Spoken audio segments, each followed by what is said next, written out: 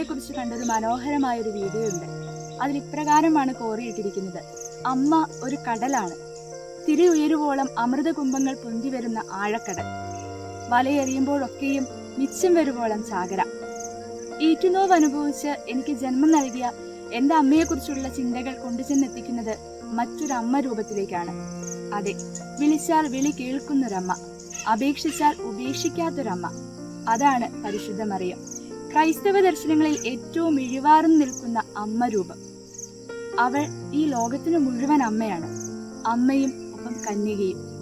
വിശുദ്ധിയെ ഉടയാടയായി സ്വീകരിച്ചവൾ. പുണ്യപ്പെട്ട ശരീരം ധരിച്ചവനെ വഹിക്കുവാൻ പുണ്യപ്പെട്ട ഉദരം ലഭിച്ചവൾ. പരിശുദ്ധ അമ്മയുടെ ജീവിതത്തെ നിറമുള്ളതാക്കുന്നത് അവളുടെ വിശുദ്ധിയും അവളുടെ ജീവിതത്തിലെ നന്മകളും തന്നെയാണ്. പരിശുദ്ധ അമ്മയുടെ ജന്മ തിരുനാളിനായി ഒരുങ്ങിക്കൊണ്ടിരിക്കുന്ന ഈ കാലയളവിൽ നമുക്ക് അമ്മയുടെ മാധ്യസ്ഥം വഹിക്കാം. അമ്മയുടെ മാതൃകകൾ നമുക്ക് പിന്തുടരാം. നമുക്ക് ഏവർക്കും സുപരിചിതമായൊരു വചനഭാഗമാണല്ലോ വിശുദ്ധ യോഹന്നാൻ എഴുതിയ സുവിശേഷം 2-ാം അധ്യായം 1 മുതൽ 11 വരെയുള്ള വാക്യങ്ങൾ. കാനായിലെ വിവാഹ വിരുന്ന്. അവിടെ ആവശ്യക്കാർ തങ്ങളുടെ ആവശ്യം എന്തെന്ന് മനസ്സിലാക്കുന്നതിനു മുമ്പേ പരിശുദ്ധ അമ്മ അവരുടെ ആവശ്യം കണ്ടറിയുകയും തന്റെ പുത്രന്റെ സന്നിധിയിൽ മാധ്യസ്ഥം വഹിക്കുകയും ചെയ്തു.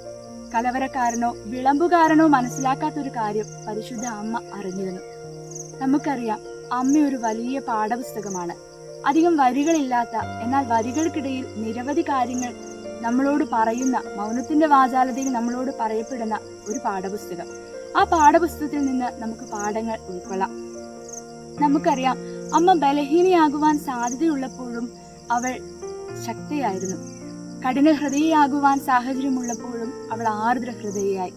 സംശയിക്കുവാൻ നിരവധി സാഹചര്യങ്ങൾ ഉണ്ടായിട്ട് പോലും അവൾ അചഞ്ചലയായി നിലനിന്നു.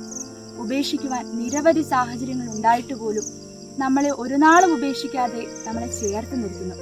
വിശുദ്ധ കൊച്ചുത്രേസ്യ പരിശുദ്ധ അമ്മയുടെ തിരുസ്വരൂപത്തെ നോക്കിക്കൊണ്ട് ഇപ്രകാരം പറഞ്ഞു: അമ്മേ, ഈ ഭൂമിയിൽ ഏറ്റവും അനുഗ്രഹിക്കപ്പെട്ടവൾ ഞാനാണ്. കാരണം എനിക്ക് നിന്നെ പോലൊരു അനുഗ്രഹിക്കപ്പെട്ട അമ്മയുണ്ട്, എന്നാൽ നിനക്കതില്ലല്ലോ എന്ന്.